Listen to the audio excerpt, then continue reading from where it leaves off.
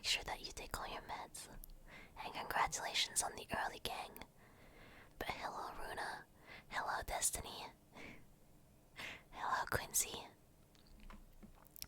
I hope you've been having a very, very nice day. Now, it is time for you to rest, and I'll make sure that you rest, okay? I'll make sure that you have a really good rest. Okay, so for today, I decided that it would be good to continue the Grimm's fairy tales. We had already read a little bit of it a while back, but you know, there are so many Grimm fairy tales that we wouldn't have been able to finish it in one stream. I ate like 12 donuts. I'm so proud of you. I'm so proud of you for this. Okay. What donuts were there? Which donuts were they, Quincy? I'm kinda curious about reading, Cat Skin. Let's read Cat Skin. Do you feel okay about Cat Skin? It was a cacophony of donuts. That sounds delicious. I had some cookies today, however, I did a choice. I made a decision, chat. I will stop going to Starbucks so I can pay for my 14 sub. That is my decision. I'm here, welcome, Sai. Really happy to see you. Get comfy, get a little bit of tea. Make sure that you're nicely sat in a couch or in your bed. Did an elegant muskrat tell you that? What? No. I meant my 14 sub, like my Final Fantasy sub. So like, no more Starbucks when I go out. No more Starbucks. Final Fantasy 14 is more important.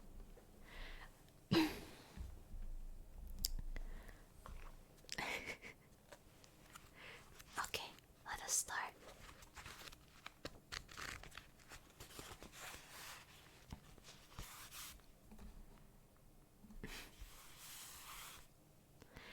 So,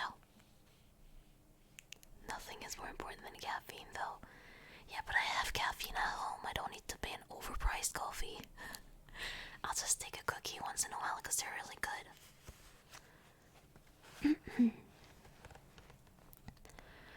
There once was a king whose queen had hair of the purest gold, and was so beautiful that her match was not to be met with on the whole face of the earth.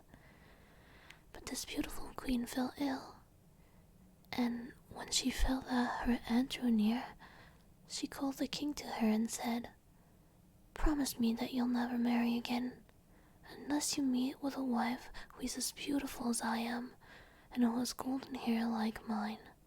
Oh shit, I remember that story.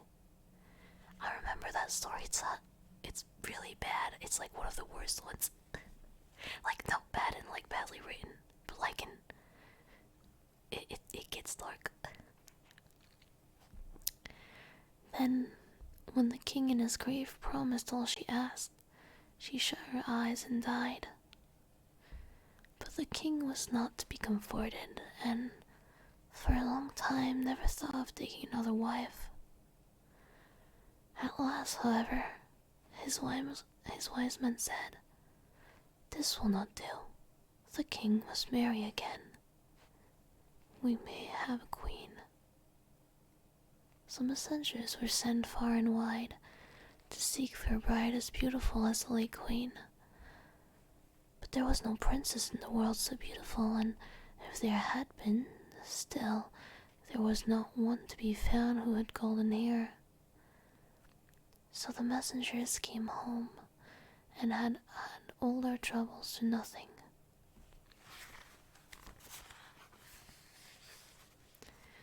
Now, the king had a daughter who was just as beautiful as her mother and had the same golden hair. And when she was grown up, The king looked at her and saw that she was just like this late queen. Then he said to his courtier, "May I not marry my daughter? She is the very image of my dead wife. Unless I have her, I shall not find any bride upon the whole earth, and you say there must be a queen." When the courtiers heard this, they were shocked and said, "Heaven forbid that a father should marry his daughter. Out of so great a sin no good can come." And his daughter was also shocked, but hoped the king would soon give up such thought. So she said to him, "Before I marry anyone, I must have 3 dresses. One must be of gold like the sun, another must be of shining silver like the moon, and a third must be dazzling as the stars. Besides this, I want a mantle of 1,000 different kinds of fur put together, to which every beast in the kingdom must give a part of his skin." And thus she thought he would think of the matter no more. But the king made the most skillful workmen in his kingdom weave the 3 dresses, one golden, like the sun, another silvery, like the moon, and a third sparkling, like the stars. And his hunters were told to hunt out all the beasts in his kingdom, and to take the finest fur out of their skins, and thus a mantle of 1,000 furs was made.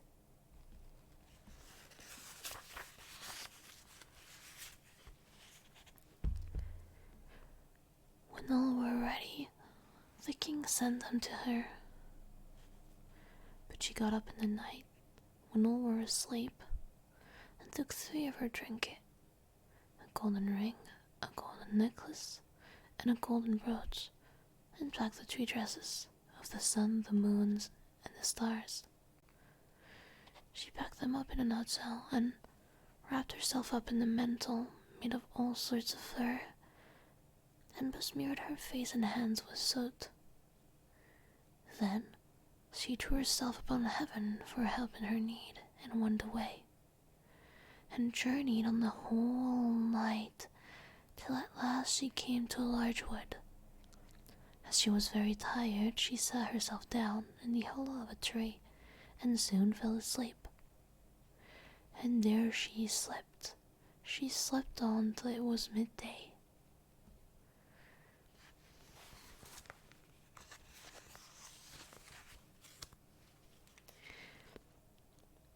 Now, as the king to whom the wood belonged was hunting in it, his dogs came to the tree, and began to snuff about and run round and round, and bark. "Look sharp," said the king to the huntsman, "and see what sort of game lies there." And the huntsman went up to the tree, and when they came back again, said, "In the hollow tree there lies a most wonderful beast, such as we've never seen before. Its skin seems to be 1,000 kind of furs, but there it lies, fast asleep." "See," said the king, "if you can catch it alive, and we will take it with us." So the huntsman took it up, and the maiden awoke, and was greatly frightened.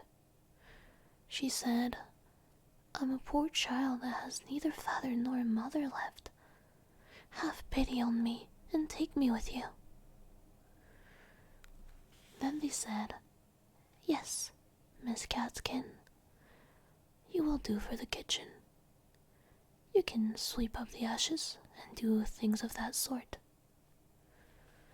So they put her into the coach and took her home to the king's palace. Then they showed her a little corner under the staircase, where no light of day ever peeped in, and said, "Catskin, you may lie and sleep there."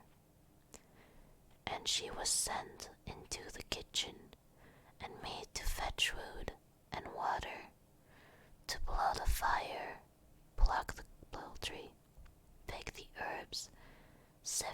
ashes and do all the dirty work. I'm happy it's relaxing for you, Kelly. Oh, how are you? How are you doing today?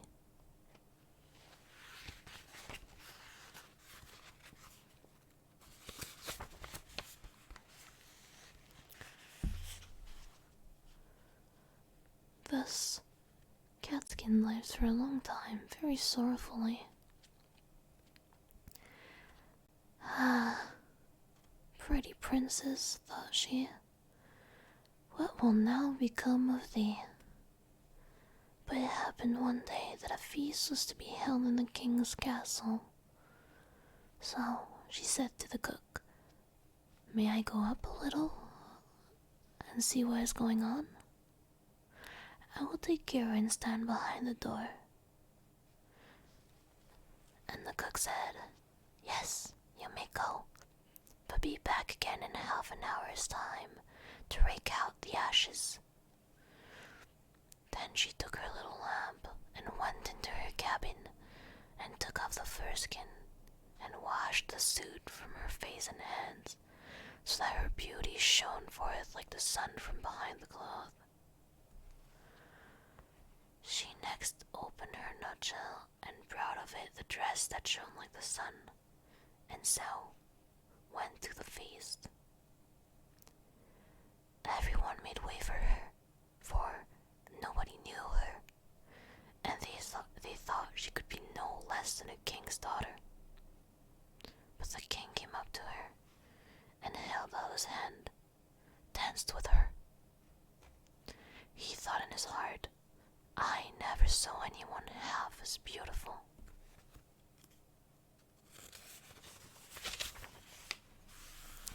Howdy, dragon. I hope you're doing good today. Thank you for showing up.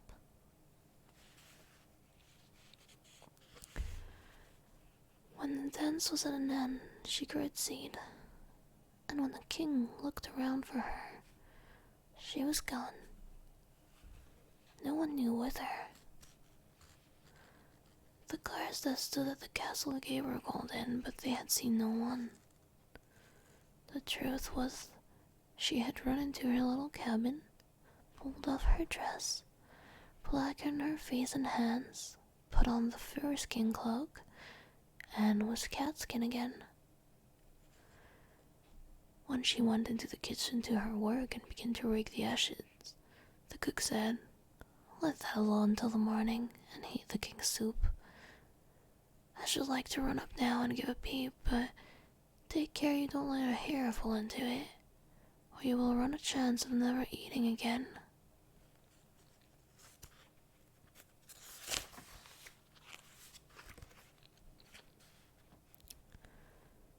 As soon as the cook went away, Catskin heated the king's soup and toasted a slice of bread first, as nicely as ever she could.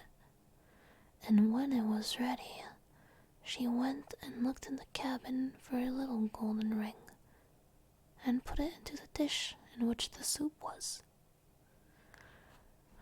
When the dance was over, the king ordered his soup to be brought in, and it pleased him so well that he thought he had never tasted any so good before.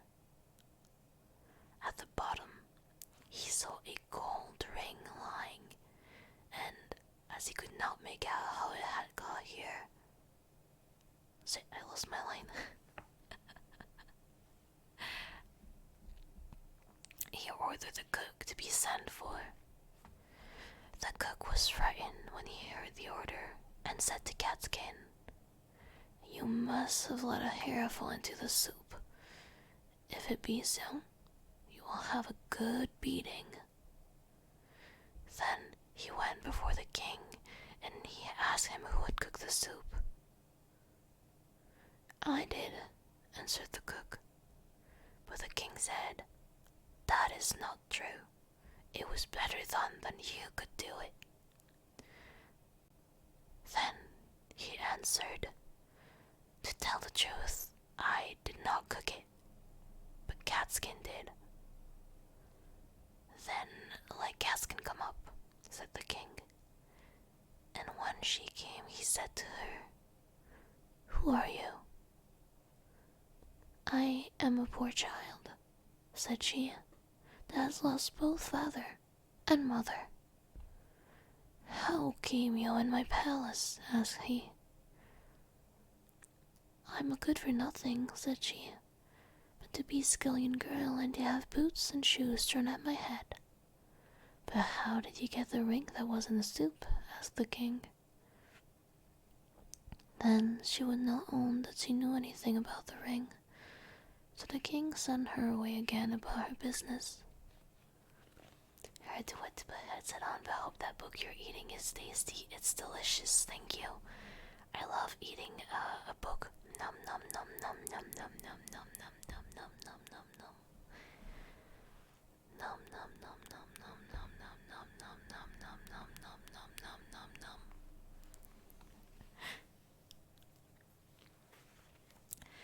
Welcome in hell, Kene. I hope you enjoy your suffering.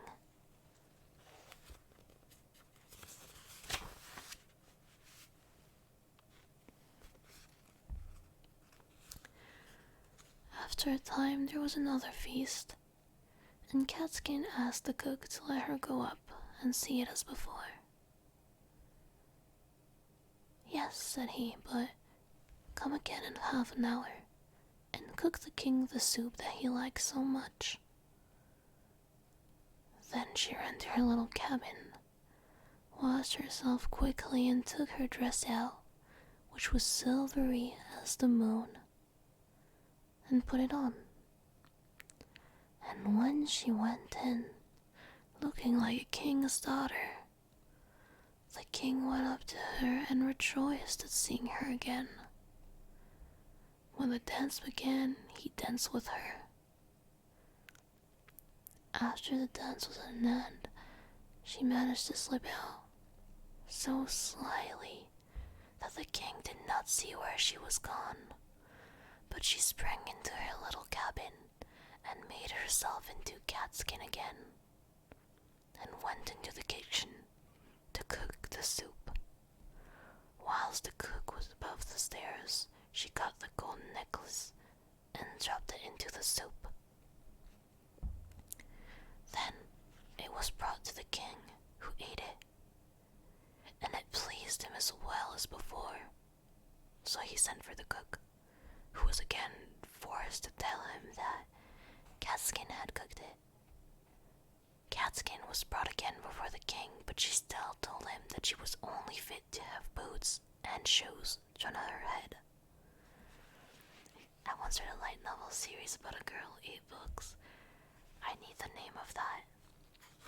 So of course you can get an awawa kene. Let me first introduce myself since you're new. My name is Rika. I'm your favorite Cerberus/Hellhound Vtuber. I do a lot of variety, just chatting and ASMR. Welcome, welcome. Now,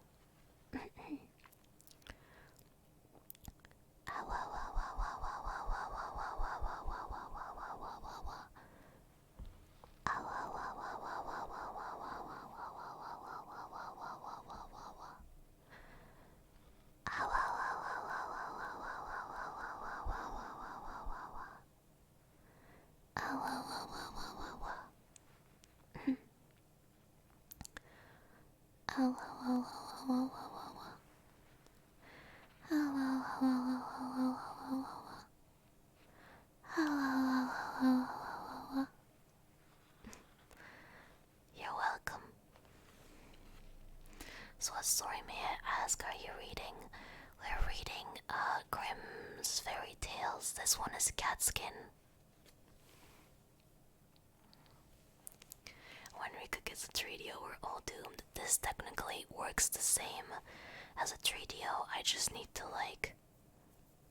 get better at using it.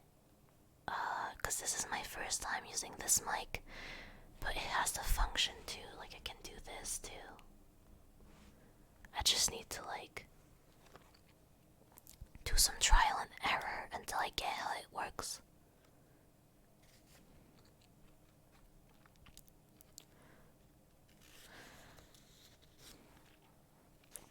But when the king had ordered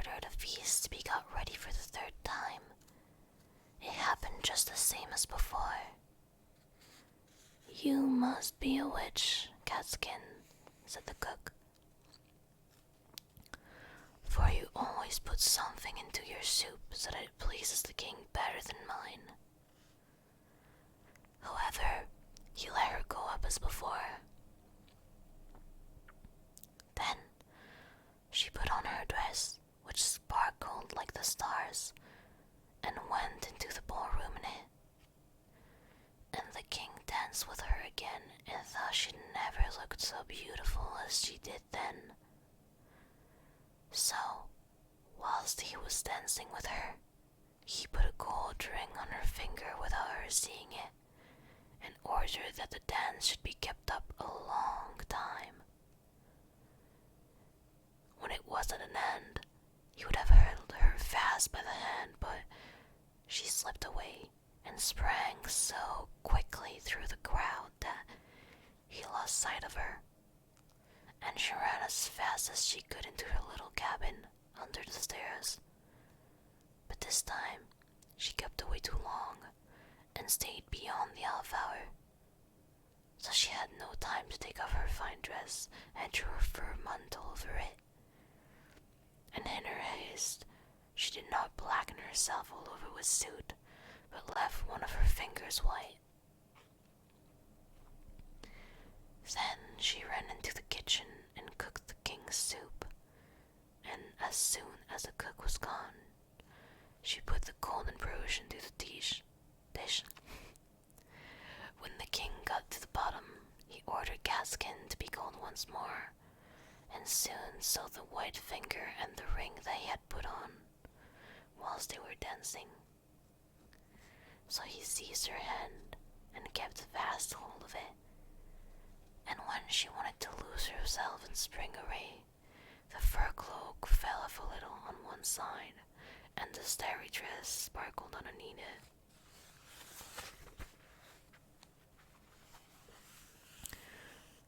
Then he got hold of the fur and tore it off, and her golden hair and beautiful form were seen, and she could no longer hide herself.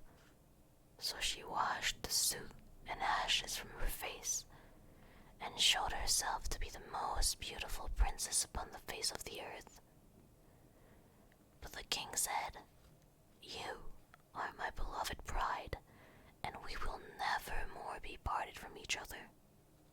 And the wedding feast was held, and what a merry day it was, as ever was heard of or seen in that country, or indeed in any other. The end. Listening in as I head back to the layers of hell, I'm so proud of you. You're doing so good. Good luck in hell. I'm sure I'll go okay. Thank you so much for listening to Rika. Okay, what is the next one we're gonna read? I have plenty. Let me check. What do I feel like reading? Moral of the story: make good soup and be hot. Instant escape from poverty. Exactly. Thank you, Sai. This is the moral of the story you should all remember. How about The Raven? I don't think I've read that one. Yep, I haven't read that one. Let's read the Raven. This is a long one. Gets normal. Okay. I hope you're enjoying yourself, chat, by the way. Make sure to get some tea and to get comfy. I'll let you slowly but surely fall asleep.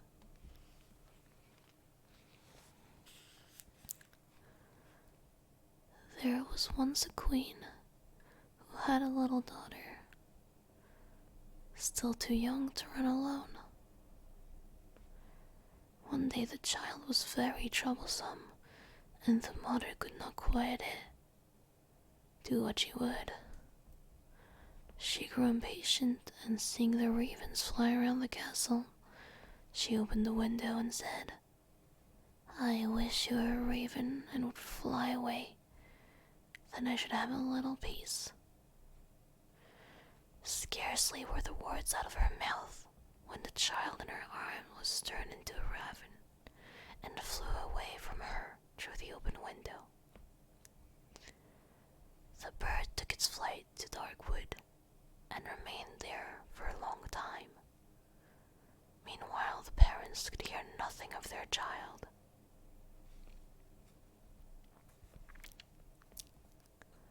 Long after this, a man was making his way through the wood when he heard a raven calling, and he followed the sound of the voice. As he drew near, the raven said, "I am by birth a king's daughter, but am now under the spell of some enchantment. You can, however, set me free." "What am I to do?" he asked. She replied, "Go farther into the woods until you come to a house wherein lives an old woman. She will offer you food and drink, but you must not take of either. If you do, you will fall into a deep sleep and will not be able to help me. In the garden behind the house is a large dung heap, and on that you must stand and watch for me. I shall drive there in my carriage at 2 o'clock in the afternoon for 3 successive days. The first day I will be drawn by 4 white, the second by 4 chestnut, and the last by 4 black horses. But if you fail to keep awake and I find you sleeping, I shall not be set free."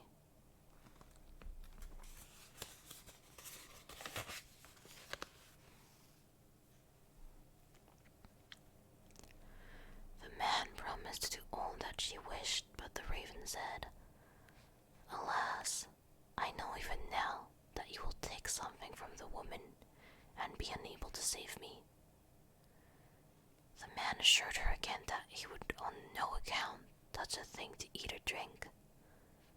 When he came to the house and went inside, the old woman met him and said, "Poor man, how tired you are. Come in and rest, and let me give you something to eat and drink."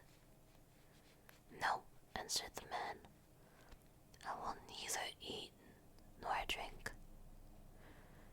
But she would not leave him alone and urged him, saying, "If you will not eat anything, at least you might take a draught of wine.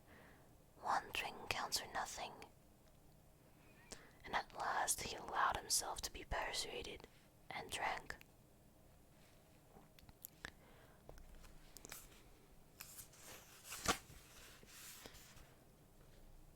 As it drew towards the appointed hour, he went outside into the garden and mounted the dung heap to await the raven.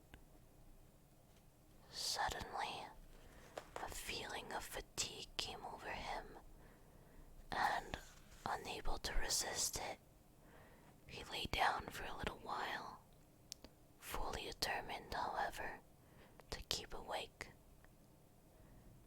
But in another minute, his eyes closed of their own accord, and he fell into such a deep sleep that all the noises in the world would not have awakened him. At 2 o'clock, the raven came driving along, drawn by her 4 white horses. But even before she reached the spot, she said to herself, sighing, "I know he has fallen asleep."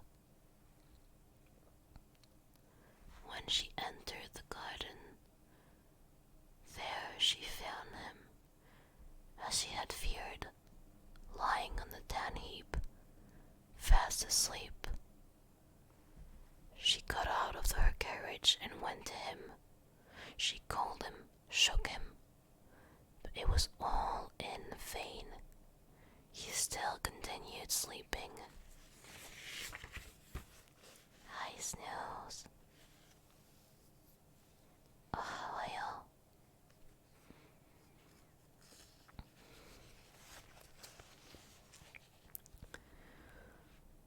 next day at noon, the old woman came to him again with food and drink, which he had first refused. At last, overcome by her persistent entreaties that he would take something, he lifted the glass and drank again. Towards 2 o'clock he went into the garden and onto the tan heap to watch for the raven. He had not been there long before he began to feel so tired that his limbs seemed hardly able to support him, and he could not stand upright any longer. So again, he lay down and fell fast asleep. As the raven drove along her 4 chestnut horses, she said sorrowfully to herself, "I know he has fallen asleep." She went as before to look for him, but he slept, and it was impossible to awaken him.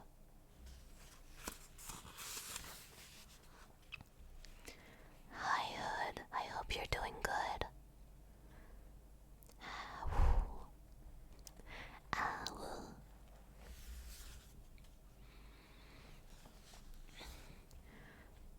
The following day, the old woman said to him, "What is this? You're not eating or drinking anything. Do you want to kill yourself?" He answered, "I may not and will not either drink or eat." But she put down the dish of food and the glass of wine in front of him, and when he smelled the wine, he was unable to resist the temptation and took a deep draught.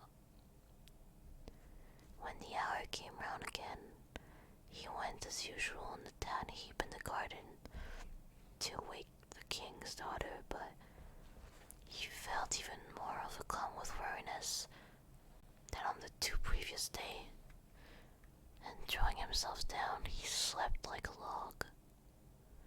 At 2 o'clock the raven could be seen approaching, and this time her coachman and everything about her, as well as her horses, were black.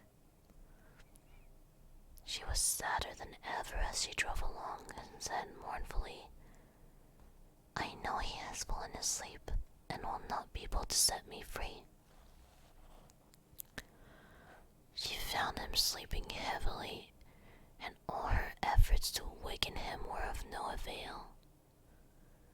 Then she placed beside him a loaf and some meat and a flask of wine, that however much he took of them, they would never grow less.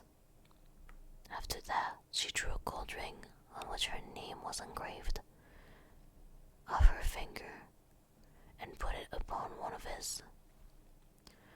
Finally, she set a letter near him in which, after giving him particulars of the food and drink she had left for him, she finished with the following words: "I see that as long as you remain here, you will never be able to set me free. If, however, you still wish to do so, come to the golden castle of Stromberg. This is well within your power to accomplish." Then she returned to her carriage and drove to the golden castle of Stromberg.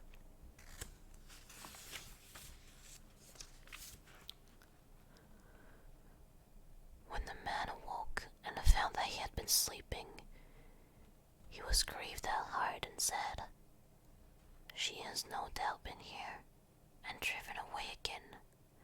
It is now too late for me to save her." Then his eyes fell on the thing which were lying beside him. He read the letter and knew from it all that had happened. He rose up without delay, eager to start on his way and to reach the castle of Stromberg, but he had no idea in which direction he ought to go. He traveled about a long time in search of it, and came at least to a dark forest, through which he went on walking for 4 14 days and still could not find a way out. Once more the night came on, and worn out, he lay down under a bush and fell asleep. Again the next day, he pursued his way through the forest, and that evening, thinking to rest again, he lay down as before. But he heard such a howling and wailing that he found it impossible to sleep. He waited till it was darker, and people had begun to light up their houses. Then, seeing a little glimmer ahead of him, he went towards it.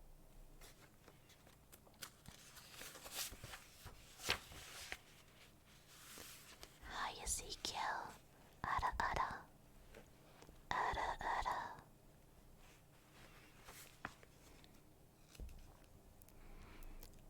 He found that the light came from a house which looked smaller than it really was. From the contrast of its height with that of an immense giant who stood in front of it. He thought to himself, if the giant sees me going in, my life will not be worth much. However, after a while, he summoned up courage and went forward.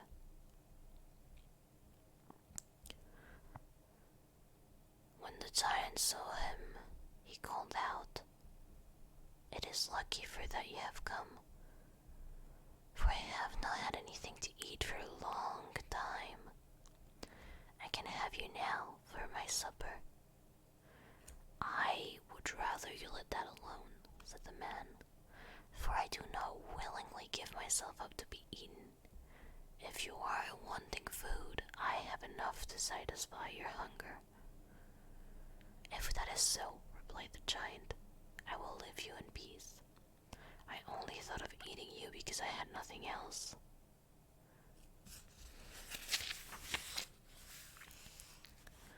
So they went indoors together and sat down, and the man brought out the bread, meat, and wine, which, although he had eaten and drunk of them, were still unconsumed. The giant was pleased with the good cheer, and ate and drank to his heart's content. When he had finished his supper, the man asked him if he could direct him to the castle of Stromberg. The giant said, "I will look on my map. On it are marked all the towns, villages, and houses." So he fetched his map and looked for the castle, but could not find it. "Never mind," he said. "I have a larger map upstairs in the cupboard. We will look on those." But they searched in vain, for the castle was not marked even on these. The man now thought he would like to continue his journey, but the giant begged him to remain for a day or two longer, until the return of his brother, who was away in search of provisions. When the brother came home, they asked him about the castle of Stromberg, and he told them he would look on his own maps as soon as he had eaten and appeased his hunger. Accordingly, when he had finished his supper, they all went up together to his room and looked through his map, but the castle was not to be found. Then he fetched other older maps, and they went on looking for the castle, until, at last, they found it. But it was many thousand miles away. "How shall I be able to get there?" asked the man. "I have 2 hours to spare," said the giant. "I will carry you into the neighborhood of the castle. I must then return to look after the child who is in our care. I do not consent to be eaten. Somehow that worked. It's a nice giant. It's a very, very nice giant. very amazing and nice giant. Just like you, chat. You're very kind too. Very amazing.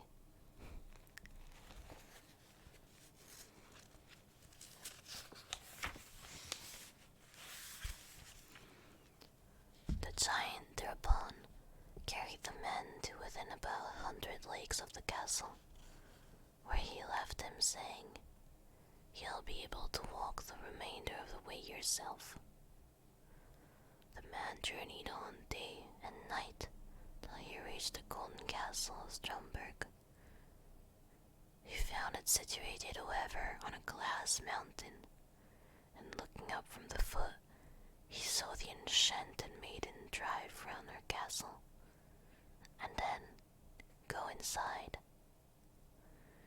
He was overjoyed to see her and longed to get to the top of the mountain, but the sides were so slippery that every time he attempted to climb, he fell back again. When he saw that it was impossible to reach her, he was greatly grieved and said to himself, "I will remain here and wait for her." So he built himself a little hut, and there he sat and watched for a whole year, and every day he saw the king's daughter driving round her castle, but still wasn't able to get nearer to her.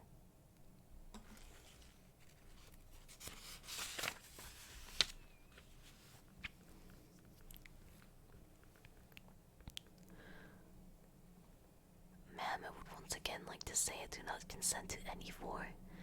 Oop. Also, hi Ghost, thank you so much for the love. I really appreciate it. Thank you so much. Rika loves you macaroons very much.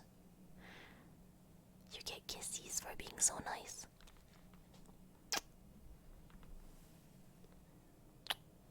There you go.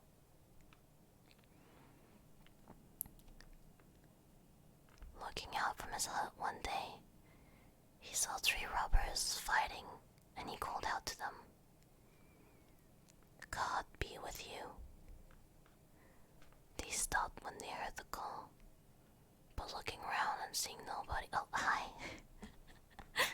Welcome, raiders. Welcome, welcome, welcome. How are you doing today? Hi, Goblin. So happy to see you. Thank you so much for the raid. How are you doing? Welcome, welcome, every macaroon. Hello, hello. What were you doing? Did you have fun? Oh, Splatoon 3. It's true, I forgot that it was out. Have you been enjoying Splatoon 3? How is it? It looks really pretty. I've seen some designs that look really nice.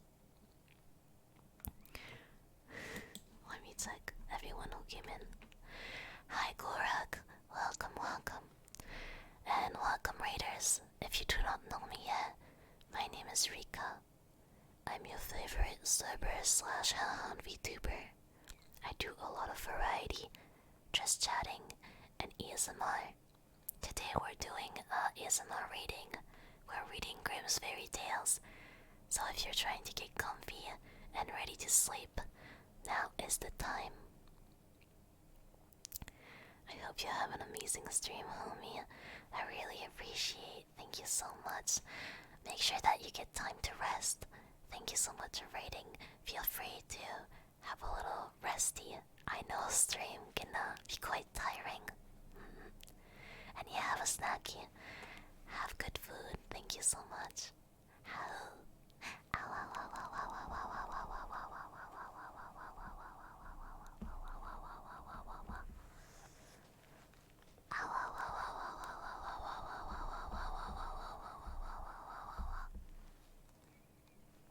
There you go.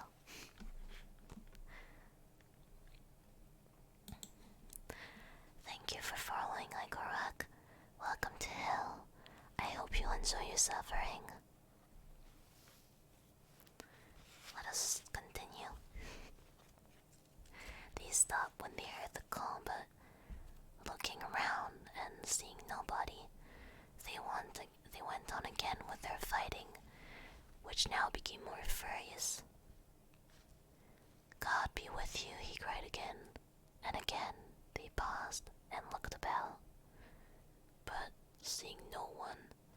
went back to their fighting. A third time, he called out, "God be with you." And then, thinking he should like to know the cause of dispute between the three men, he went out and asked them why they were fighting so angrily with one another. One of them said that he had found a stick and that he had but to strike it against any door through which he wished to pass, and it immediately flew open.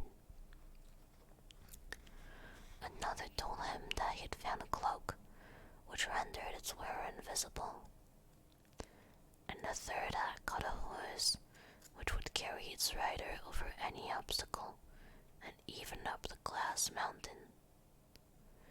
They had been unable to decide whether they would keep together and have the things in common, or whether they would separate. On hearing this, the man said, "I will give you something in exchange for those three things.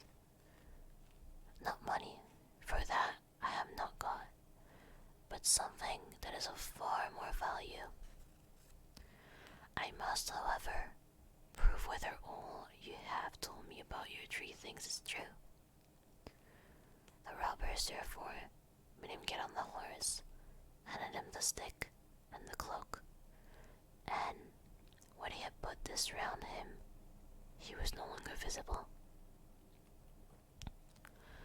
Then he fell upon them with the stick and beat them one after another, crying, "There, you idle vagabonds, you have got what you deserve. Are you satisfied now?" After this, he rode up the glass mountain. When he reached the gate of the castle, he found it closed, but he gave it a blow with a stick, and it flew wide open. He passed through, mounted the steps, and entered the room where the maiden was sitting, with a golden goblet full of wine in front of her. She could not see him, for he still wore his cloak. He took the ring which she had given him of his finger, and threw it into the goblet, so that it rang as it touched the bottom.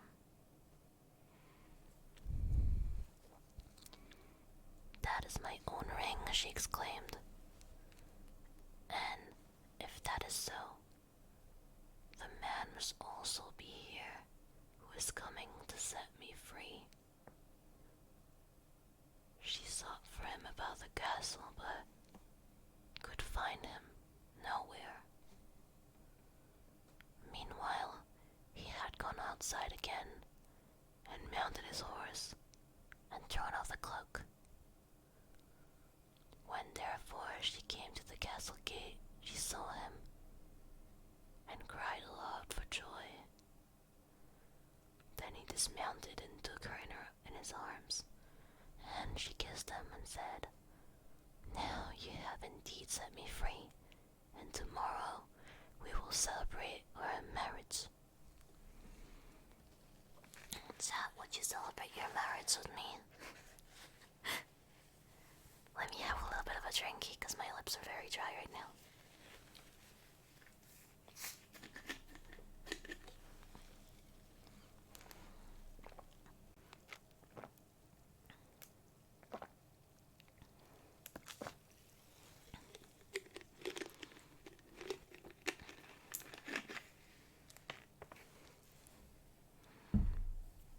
There.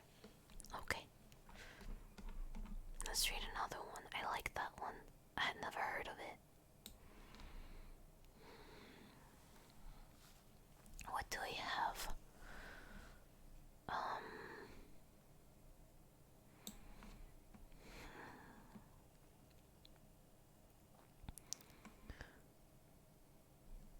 How about did we read Rapunzel last time? I don't think we read Rapunzel last time. So how about we read Rapunzel? My first thought when I heard the title was the Edgar Allan Poe poem, some of Edgar Allan Poe poems and books. I mean, they're all free domain if I'm not wrong, so if one day you guys are interested, I could do that too. Because I limit myself to free domain stuff. Let us do Rapunzel.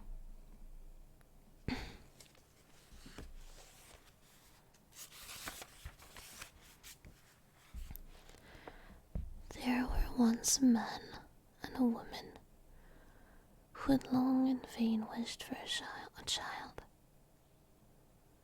At length the woman hoped that God was about to grant her a desire.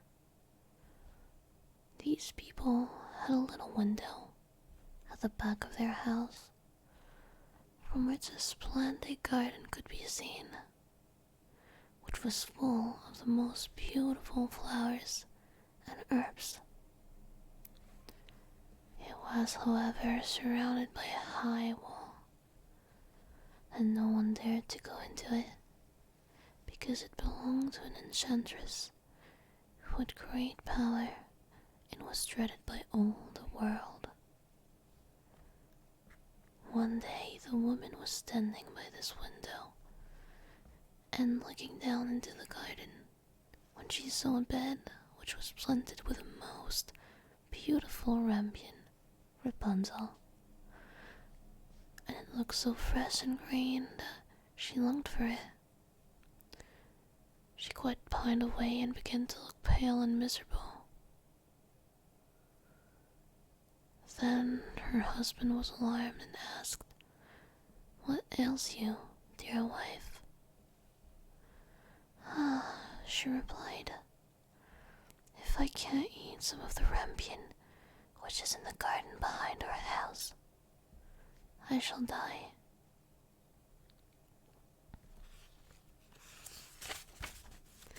Hello, Alejandro.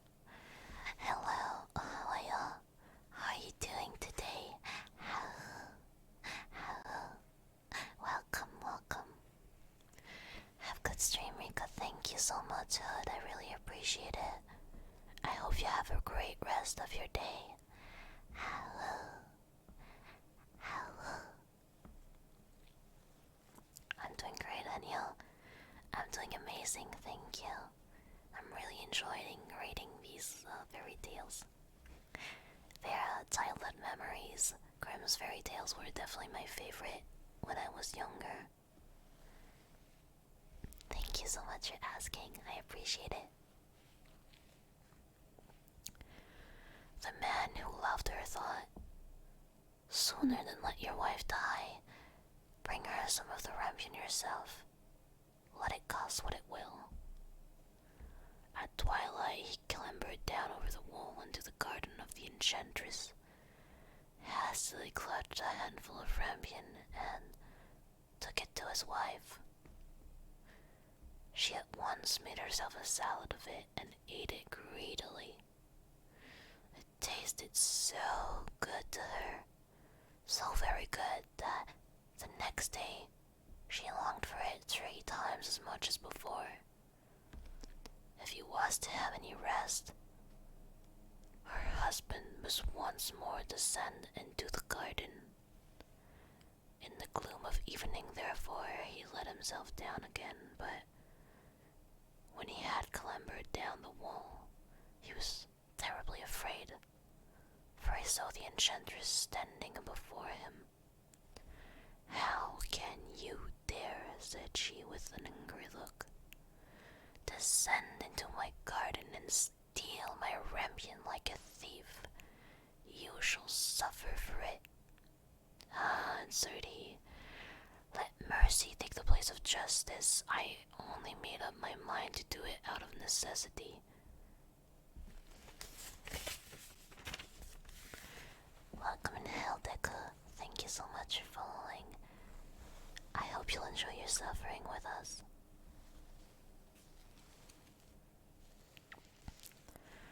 My wife saw your rampion from the window and felt such a longing for it that she would have died if she had not got some to eat. Then the enchantress allowed her anger to be softened and said to him, If the case be as you say, I will allow you to take away with you as much rampion as you will. Only, I make one condition. You must give me the child which your wife will bring into the world. It shall be well treated, and I will care for it like a mother. The man in his terror consented to everything, and when the woman was brought to bed, the enchantress appeared at once, gave the child the name of Rapunzel, and took it away with her. Rapunzel grew into the most beautiful child under the sun. When she was 12 years old, the enchantress shut her into a tower, which lay in a forest, and had neither stairs nor door, but quite at the top was a little window. When the enchantress wanted to go in, she placed herself beneath it and cried, "Rapunzel, Rapunzel, let down your hair to me."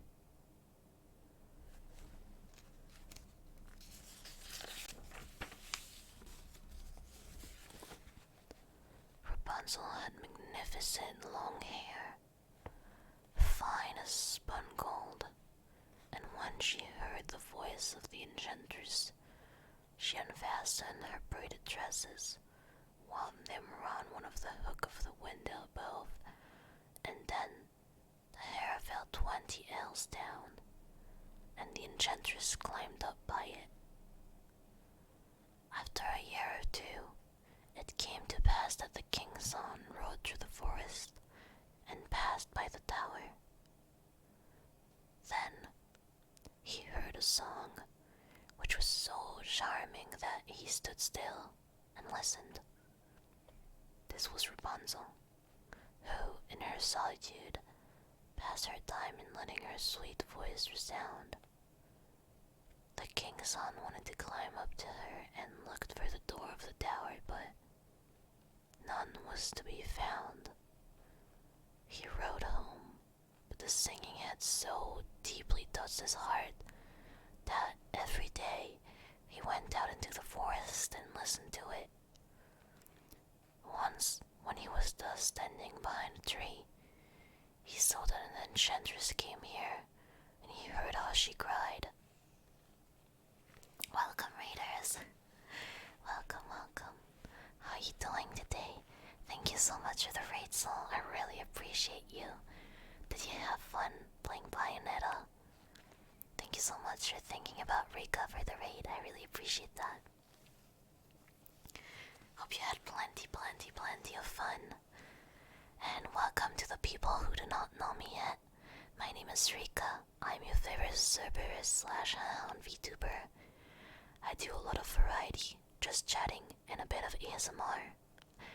Today we are actually doing ASMR. We are doing some reading ASMR, reading fairy tales, so make sure to get cozy, to grab a blanket, tea, some snacks, and, well, I hope you can relax a little bit. And yeah, I hope you had plenty of fun with Bayonetta, so feel free to get comfy and grab yourself a snack or go rest a bit. Make sure to take care of yourself. Thank you so much. Welcome to Hell, Zenith. I hope you enjoy your suffering. Oh, thanks, no problem. Thanks to you. I'm the one who's thankful.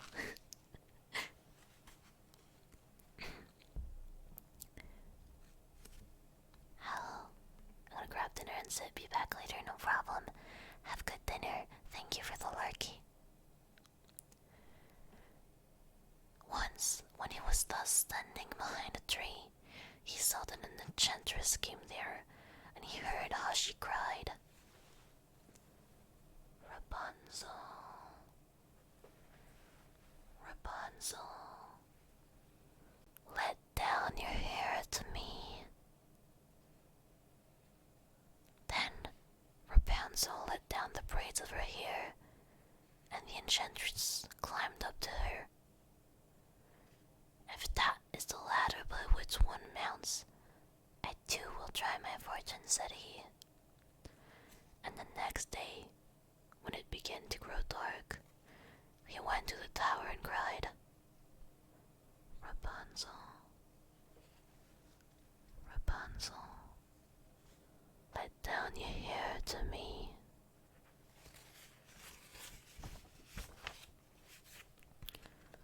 Immediately, the hair fell down, and the king's son climbed up. At first, Rapunzel was terribly frightened when a man, such as her eyes had never yet beheld, came to her. But the king's son began to talk to her quite like a friend, and told her that his heart had been so stirred they had let him have no rest, and he had been forced to see her. Then Rapunzel lost her fear, and when he asked her if she would take him for her husband, and she saw that he was young and handsome, she thought, "He will love me more than old Dame Gothel does," and she said yes, and later and his. She said, "I will willingly go away with you, but I do not know how to get down. Bring with you a skein of silk every time that you come, and I will weave a ladder with it. And when that is ready, I will descend, and you will take me on your horse." They agreed that until that time he should come to her every evening, for the old woman came by day. The enchantress remarked nothing of this, until once Rapunzel said to her, "Tell me, Dame Gothel, how it happens that you're so much heavier for me to draw up than the young king's son. He's with me in a moment." "Ah, you wicked child," cried the enchantress. "What do I hear you say? I thought I had separated you from all the world, and yet you have deceived me." In her anger, she clutched Rapunzel's beautiful tresses, wrapped them twice around her left hand, seized a pair of scissors with the right, and snip-snap, they were cut off, and the lovely braids lay on the ground. She was so pitiless that she took poor Rapunzel into a desert, where she had to live in great grief and misery. On the same day that she cast out Rapunzel, however, the enchantress fastened the braids of hair which she had cut off to the hook of the window. And when the king's son came and cried, "Rapunzel, Rapunzel, let down your hair to me," she let the hair down. The king's son assented, but instead of finding his dearest Rapunzel, he found the enchantress, who gazed at him with wicked and venomous looks.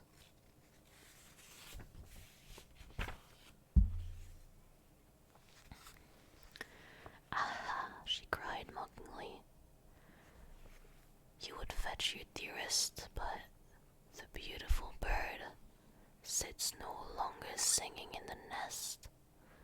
The cat has got in and will scratch out your eyes as well. Rapunzel is lost to you. You will never see her again." The king's son was beside himself with pain, and in his despair he leapt down from the tower. He escaped with his life, but the thorns into which he fell pierced his eyes. Then he wandered quite blind about the forest, ate nothing but roots and berries, and did naught but lament and weep over the loss of his dearest wife. Thus he roamed about in misery for some years, and at length came to the desert where Rapunzel, with the twins to which she had given birth, a boy and a girl, lived in wretchedness. He heard a voice, and it seemed so familiar to him that he went towards it, and when he approached, Rapunzel knew him and fell on his neck, and she wept. 2 of her tears flooded his eyes, and they grew clear again, and he could see with them as before. He led her to his kingdom, where he was joyfully received, and they lived for a long time afterwards, happy and contented. The end.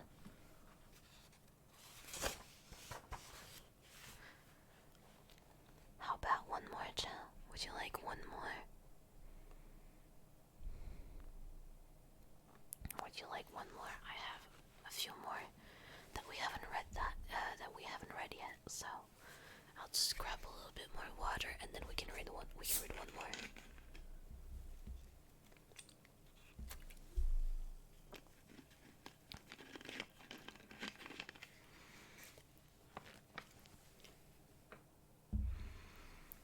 One more, please. Okay.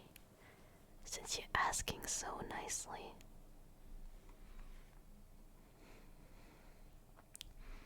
You're asking so nicely, I cannot refuse you. Let me check for one that we haven't read yet. Oh, well. How about Little Red Cap or Little Red Riding Hood? I absolutely love that one. It's a classic. I remember I had an audio of it. I had a CD audio of it when we still used to have discs, and every day I would listen to it and rehearse it and like act it out. I was a theater kid, okay? Hi Rami, how are ya? How you doing? What's up? I'm having some slight burpees, chat, because I'm drinking sparkling water. I'm so sorry. I used to do that with all movies when I was a kid. That sounds fun. I'm confused by this dating game. Which one, slime? Which one?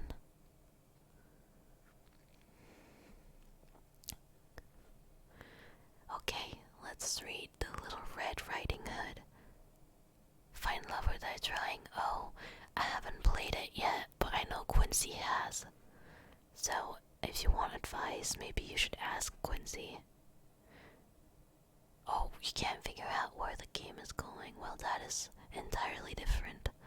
I hope you have fun with it then. I hope you have plenty of fun with it. Plenty of fun. I'm having way too much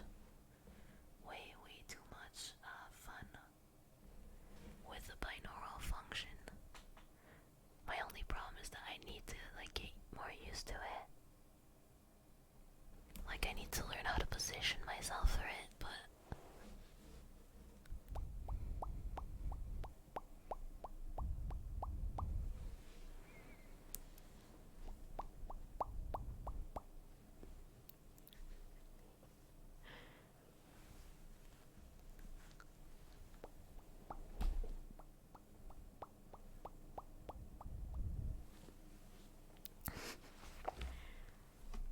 okay.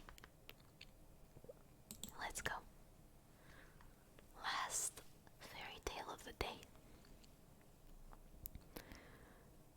Once upon a time, there was a dear little girl who was loved by everyone who looked at her, but most of all by her grandmother. And there was nothing that she would not have given to the child. Once, she gave her a little cup of of red velvet, which suited her so well that she would never wear anything else. So, she was always called Little Red Cap. One day her mother said to her, "Come, Little Red Cap, here's a piece of cake and a bottle of wine. Take them to your grandmother. She's ill and weak, and they'll do her good. Set out before it gets hot, and when you're going, walk nicely and quietly, and do not run off the path or you may fall and break the bottle. And then your grandmother will get nothing. Oh, and when you go into her room, don't forget to say, 'Good morning.' And don't peep into every corner before you do it." Welcome, Tony. I hope you have an amazing day. Welcome to hell. Enjoy your suffering. "I will take great care," said Little Red Cap to her mother, and gave her a hand on it.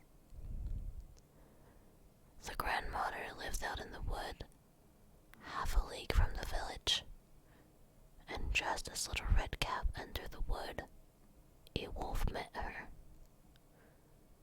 Red Cap did not know what a wicked creature he was and was not at all afraid of him.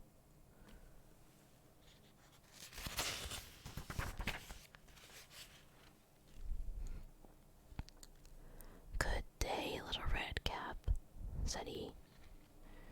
"Thank you kindly, wolf. Whither away so early, Little Red Cap?" "To my grandmother's." "What have you got in your apron?" "Cake and wine. Yesterday was baking day, so poor sick grandmother has to have something good to make her stronger." "Where does your grandmother live, Little Red Cap?" "A good quarter of a league farther on into the wood. Her house stands under the large oak trees. The nut trees are just below. You surely must know it," replied Little Red Cap. The wolf thought to himself, "What a tender young creature. What a nice plump mouthful. She'll be better to eat than the old woman. I must act craftily so as to catch both." So he walked for a short time by the side of Little Red Cap, and then he said, "See, Little Red Cap, how pretty the flowers are about here. Why do you not look round? I believe, too, that you do not hear how sweetly the little birds are singing. You walk gravely along, as if you were going to school, while everything else out here in the wood is merry." That wording, yes, that is. That sure is some wording, huh?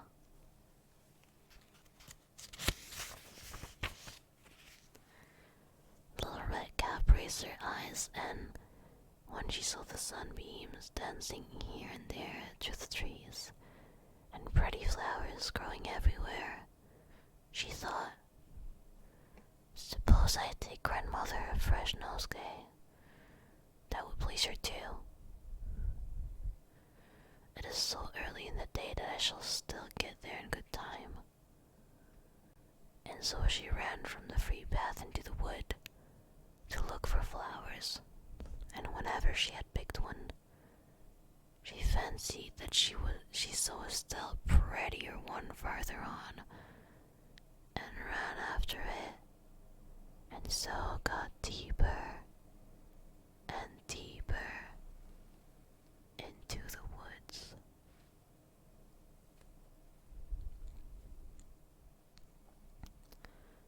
Meanwhile, the wolf ran straight to the grandmother's house and knocked at the door. "Who's there?" "Little Red Cap," replied the wolf. "She's bringing cake and wine. Open the door." "Lift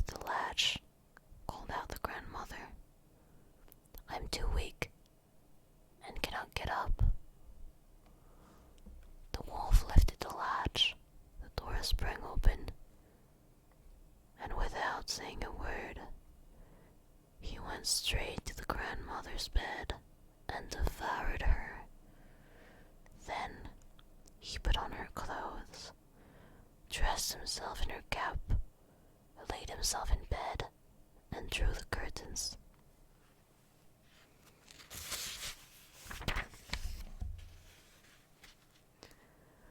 Little Redcap, however, had been running about picking flowers, and when she had gathered so many that she could carry no more, she remembered her grandmother and set out on the way to see her. "Welcome, and cutie, welcome to hell. I hope you enjoy your suffering." She was surprised to find the cottage door standing open, and when she went into the room, she had such a strange feeling that she said to herself, "Oh dear, how uneasy I feel today, and at other times I like being with grandmother so much." She called out, "Good morning," but received no answer, so she went to the bed and drew back the curtains. There lay her grandmother, with her cap pulled far over her face, and looking very strange. "Oh, grandmother," she said, "what big ears you have." "The better to hear you with, my child," was the reply. "But, grandmother, what big eyes you have," she said. "The better to see you with, my dear. But, grandmother, what large hands you have. The better to hug you with." "Oh, but grandmother, what a terrible big mouth you have. The better to eat you with." And scarcely had the wolf said this, than with one bound he was out of bed and swallowed up Redcap.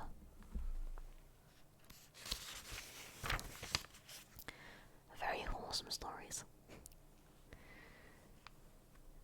When the wolf had appeased his appetite, he lay down again in the bed, fell asleep, and began to snore very loud. The huntsman was just passing the house and thought to himself, "How the old woman is snoring. I must just see if she wants anything." So he went into the room, and when he came to the bed, he saw that the wolf was lying in it. "Do I find you here, you old sinner?" said he. "I have long sought you." Then, just as he was going to fire at him, it occurred to him that the wolf might have devoured the grandmother, and that she might still be saved. So he did not fire, but took a pair of scissors and began to cut open the stomach of the sleeping wolf. When he had made 2 snips, he saw the little Redcap shining, and then he made 2 snips more, and the little girl sprang out crying, "Ah, how frightened I have been! How dark it was inside the wolf!" And after that, the aged grandmother came out alive also, but scarcely able to breathe. Redcap, however, quickly fetched great stones, with which they filled the wolf's belly. And when he awoke, he wanted to run away, but the stones were so heavy that he collapsed at once and fell dead. Then all 3 were delighted. The huntsman drew off the wolf's skin and went home with it. The grandmother ate the cake, and drank the wine which Redcap had brought and revived. But Redcap thought to herself, "As long as I live, I will never by myself leave the path to run into the woods when my mother has forbidden me to do so." That's like the Greek myth of Kronos, actually, come to think of it. Kronos was tricked into eating a rock thinking he was Zeus. Really, I didn't know that at all. I wasn't aware, thank you. I like having some Greek mythos lore. I appreciate it, thank you.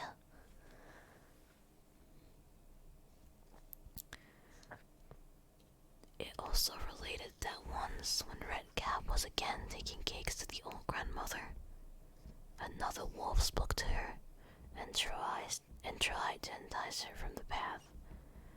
Redcap, however, was on her guard and went straight forward on her way, and told her grandmother that she'd met the wolf, that he had said good morning to her, but with such a wicked look in his eyes that if they had not been on the public road, she was certain he would have eaten her up.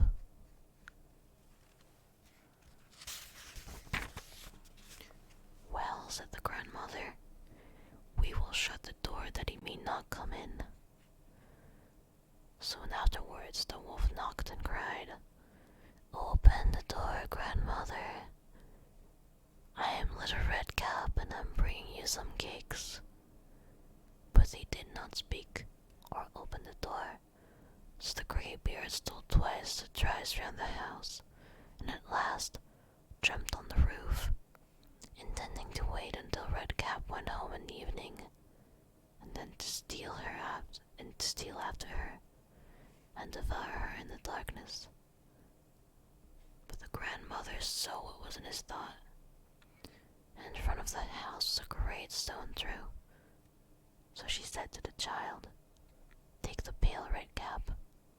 I made some sausages yesterday, so carry the water in which I boiled them to the trough." Redcap carried until the great trough was quite full. Then the smell of sausages reached the wolf, and he sniffed and peeped down, and at last stretched out his neck so far that he could no longer keep his footing, and began to slip, and slipped down from the roof straight into the great trough, and was drowned. But Redcap went joyously home, and no one ever did anything to harm her again. The end. Thank you so much, macarons, for listening to the stories. Rika hopes you're relaxed, feeling good, that you had your little bedtime story.